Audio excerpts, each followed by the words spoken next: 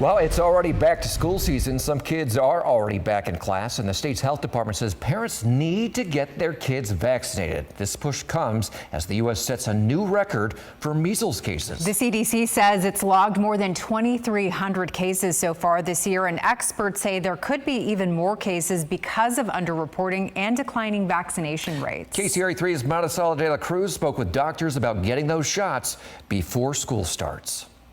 As students prepare to head back to class, health officials are reminding parents to make sure their children are up to date on routine vaccinations. California requires students be immunized against 10 serious diseases before attending public or private schools and licensed child care centers. And that's especially important in school where children are together. They're sometimes very close together, and if a disease outbreak occurs, it could really go through the school. So we want to make sure that the schools are safe environments for children to learn.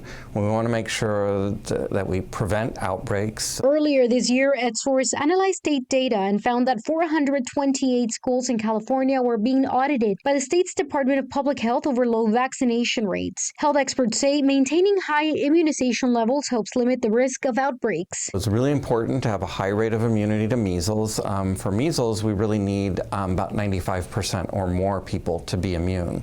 If the immunization rate, the immunity rate falls below 95%, then if a case is introduced at school, it could really spread rapidly. With measles among the most contagious diseases to humans, doctors recommend parents check their children's immunization records before school begins. Proof of required vaccinations is needed for students entering kindergarten and 7th grade. There are certain people who are at risk to be under-immunized, and so those would be those who don't have, who are underinsured or not insured, because then they don't see their health care provider. This often affects families that don't have as much income, lower income families, families who don't speak English as their primary language, for example. For families who may have trouble accessing vaccines, the Vaccines for Children program provides them at no cost for eligible children who are uninsured or otherwise qualify.